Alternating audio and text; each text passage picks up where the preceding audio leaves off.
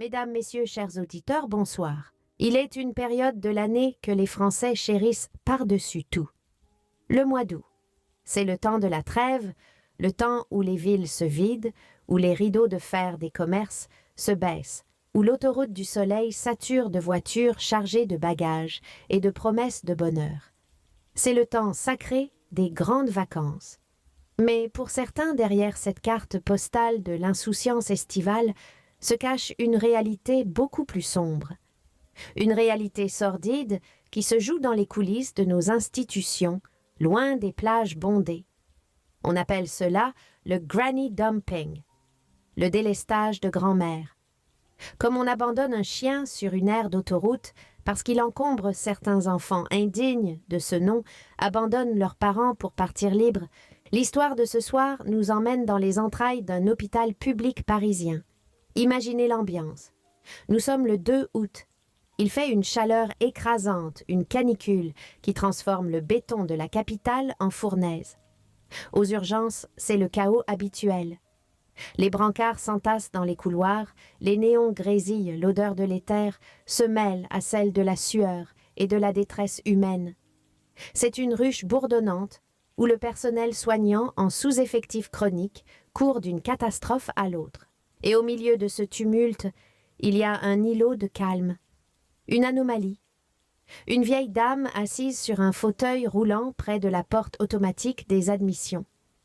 Elle s'appelle Rose. Elle a 80 ans. Elle est petite, fragile comme un oiseau tombé du nid. Elle porte un chapeau de paille orné d'un ruban bleu un peu de travers et une robe à fleurs qu'elle a dû mettre pour une grande occasion. Sur ses genoux, elle serre un sac à main en cuir, verni, usé par le temps, ses jointures blanchies par la force avec laquelle elle le tient. À ses pieds, une petite valise à roulettes. Une infirmière débordée passe devant elle pour la 10e fois. Elle s'arrête intriguée par cette immobilité. « Madame, vous attendez toujours. Cela fait 2 heures que vous êtes là.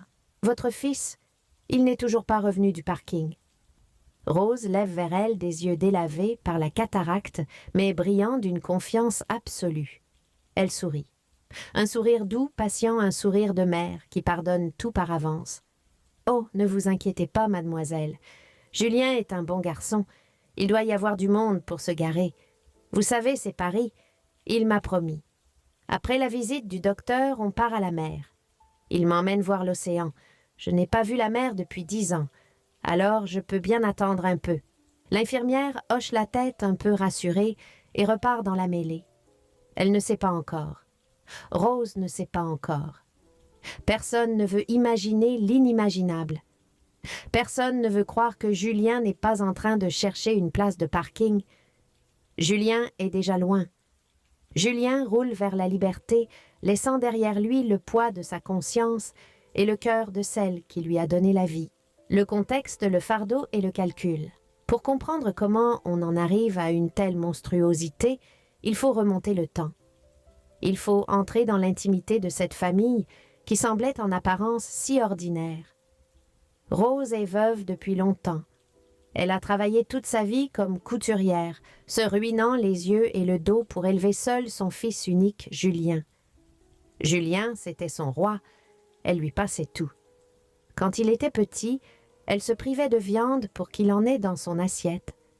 Quand il a grandi, elle a puisé dans ses maigres économies pour l'aider à s'installer. Julien a aujourd'hui 45 ans. Il est cadre moyen marié à Valérie.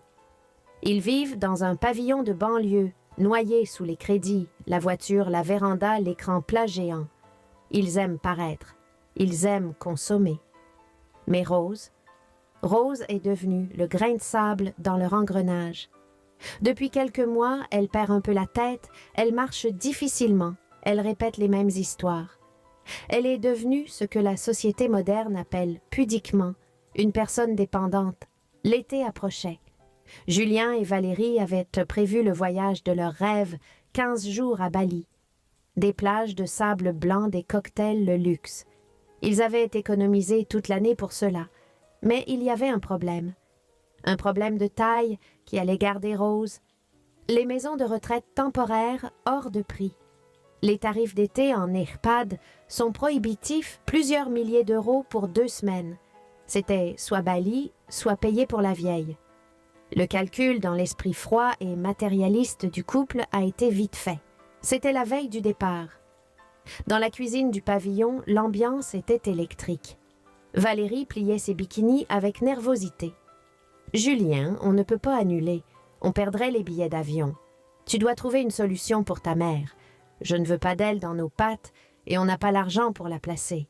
Débrouille-toi. » Julien lâche acculé par l'égoïsme de sa femme et le sien propre a alors échafaudé ce plan diabolique. Il n'a pas cherché de solution. Il a cherché un débarras. Il est allé voir sa mère le matin même. Il a joué la comédie de l'affection. « Maman, prépare ta petite valise. On t'emmène avec nous.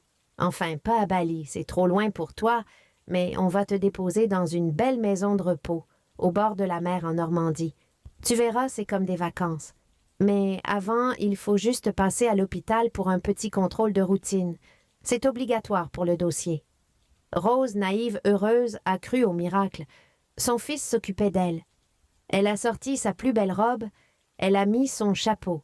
Elle a préparé sa valise avec soin, une chemise de nuit, sa brosse à cheveux en argent, une photo de son défunt mari et des bonbons à la menthe pour le voyage.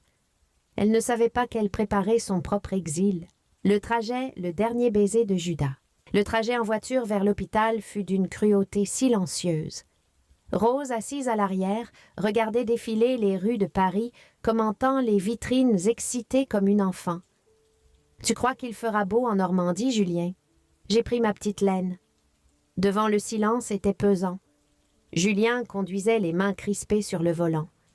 Valérie regardait son téléphone, refusant de croiser le regard de la vieille dame dans le rétroviseur. Arrivé devant les urgences, Julien a sorti le fauteuil roulant du coffre. Il a installé sa mère. Il lui a mis son sac sur les genoux. « Écoute-moi bien, maman. Il y a beaucoup de monde. Tu attends ici. Je vais garer la voiture avec Valérie, on doit faire le tour du pâté de maison. Ne bouge surtout pas. Si un docteur t'appelle, tu y vas. On te rejoint tout de suite après. » Il s'est penché. Il l'a embrassée sur le front. Un baiser glacé. Le baiser de la trahison. « À tout de suite, maman. À tout de suite, mon chéri. » Et il est parti. Il a marché vite vers la sortie sans se retourner. Il a rejoint sa femme qui l'attendait, le moteur tournant. « C'est fait », a-t-elle demandé. « C'est fait. »« Ils ne vont pas nous appeler. »« Non. J'ai pris ses papiers d'identité. Elle n'a rien sur elle. Ils vont la garder. Ils sont obligés. C'est un hôpital public, ils ne peuvent pas jeter une vieille dame dehors. L'État s'en occupera. On est tranquille pour 15 jours. Allez, roule. On va rater l'avion. » C'est d'un cynisme absolu. Ils ont compté sur l'humanité du service public pour pallier leur propre inhumanité. Ils ont transformé l'hôpital en garderie gratuite, en objet de délestage. Ils ont volé la dignité d'une mère pour s'offrir du soleil. L'attente, la lente agonie de l'espoir. Retour aux urgences. 4 heures se sont écoulées. Il est midi. La chaleur monte encore. Rose commence à avoir soif. Sa gorge est sèche. Elle n'ose pas demander de l'eau de peur de déranger ces gens en blouse blanche qui courent partout.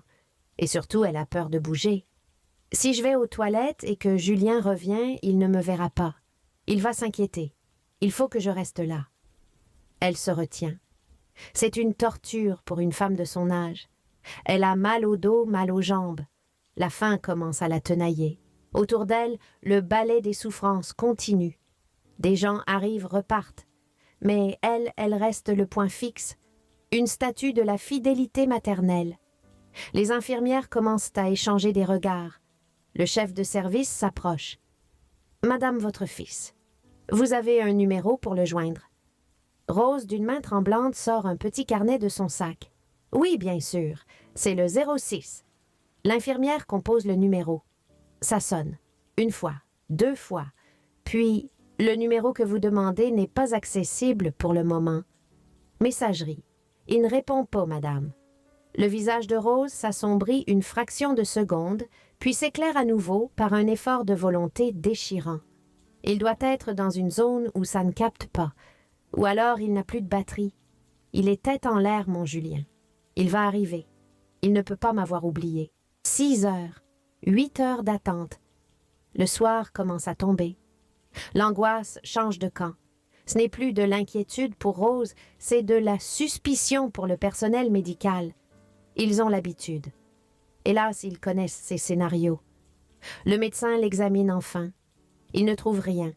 Pas de fracture, pas de malaise cardiaque, pas de pathologie aiguë. Juste une déshydratation légère et une fatigue immense. C'est le diagnostic le plus triste du monde, syndrome de l'abandon. Ils appellent l'assistante sociale de garde. Une femme expérimentée au regard triste mais bienveillant. Elle arrive avec un verre d'eau et un sandwich mou. Elle s'assoit à côté de Rose, elle lui prend la main. « Madame Rose, il faut qu'on parle.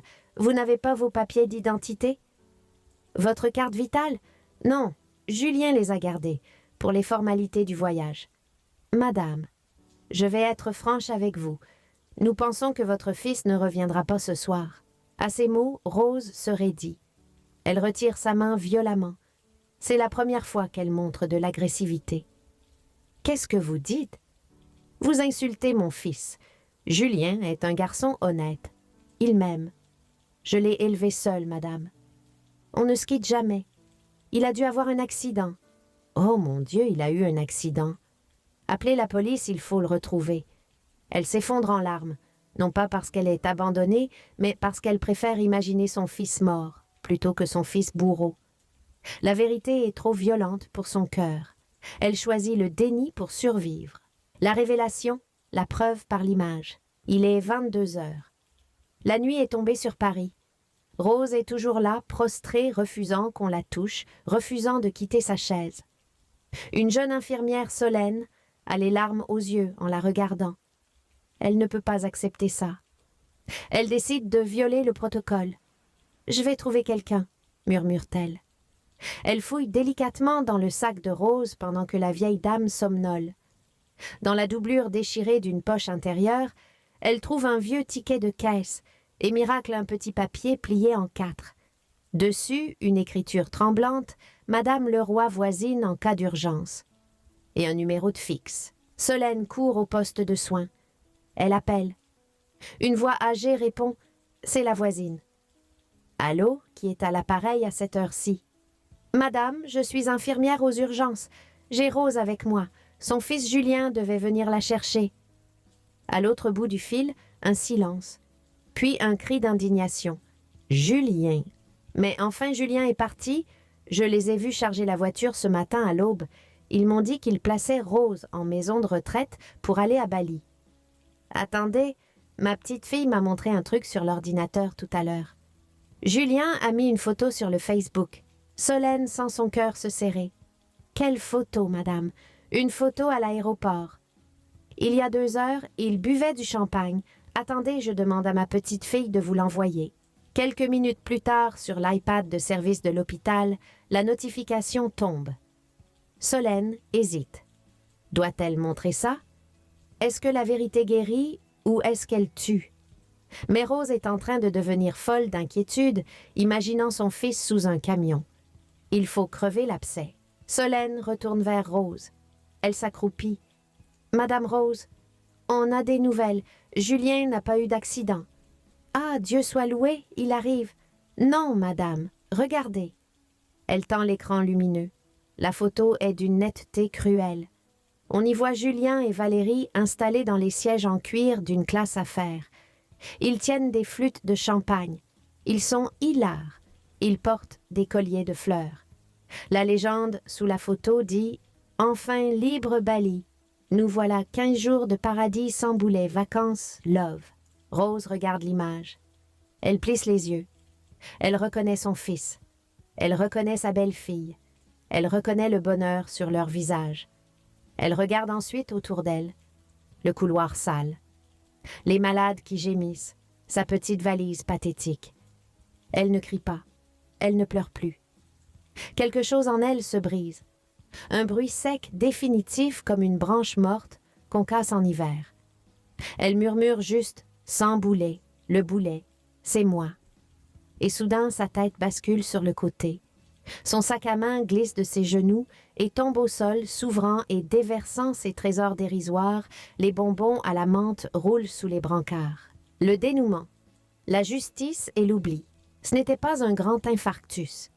C'était ce que les médecins appellent un takotsubo, le syndrome du cœur brisé. Le stress émotionnel intense a provoqué une défaillance cardiaque.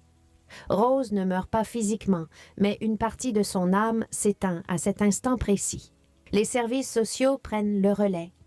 Puisque Julien a emporté les papiers, Rose est enregistrée sous X, comme une indigente, une sans domicile fixe.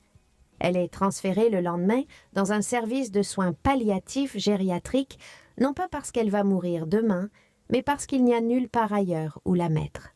Pendant 2 semaines, Julien et Valérie profitent de Bali. Ils postent des photos de couchers de soleil, de massages de rizières. Ils ne s'inquiètent pas. Ils pensent avoir gagné. Ils pensent que l'hôpital gère le problème. Mais ils ont oublié une chose en France, l'abandon d'une personne vulnérable est un crime. L'hôpital a fait un signalement au procureur de la République le soir même. Le retour à la réalité est brutal. Le 16 août à l'aéroport de Roissy-Charles de Gaulle. Julien et Valérie descendent de l'avion bronzé détendus. Ils attendent leurs valises sur le tapis roulant. Soudain, 2 hommes en uniforme de la police aux frontières s'approchent. « Monsieur Julien D. »« Oui, c'est pourquoi. Veuillez nous suivre. Vous êtes en état d'arrestation pour délaissement de personnes hors d'état de se protéger. » Les menottes claquent. Devant les autres touristes, devant les voyageurs d'affaires, Julien perd sa superbe. Il balbutie. Mais c'était juste pour les vacances. Elle était en sécurité. Personne ne l'écoute. La honte change de camp. Julien est emmené directement au commissariat, puis chez le juge. Mais avant la prison, les enquêteurs l'emmènent à l'hôpital. Pour une confrontation.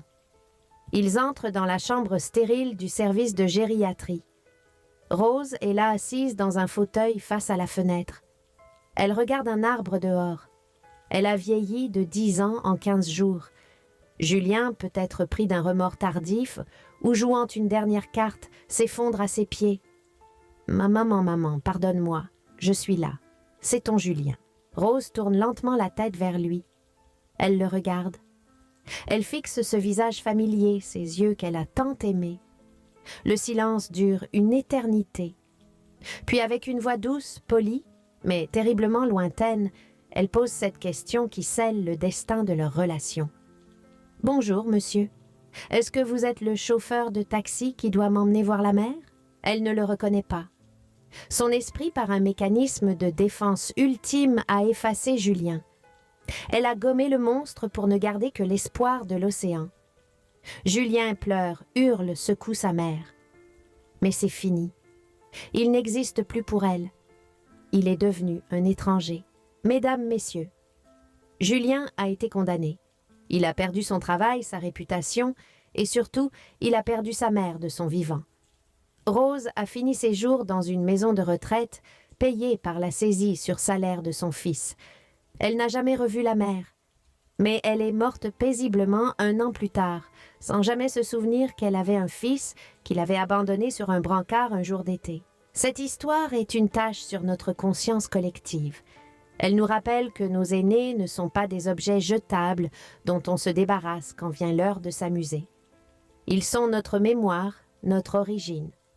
Et les oublier, c'est s'oublier soi-même. Prenez soin de vos parents, car un jour le billet est vraiment sans retour. Bonsoir.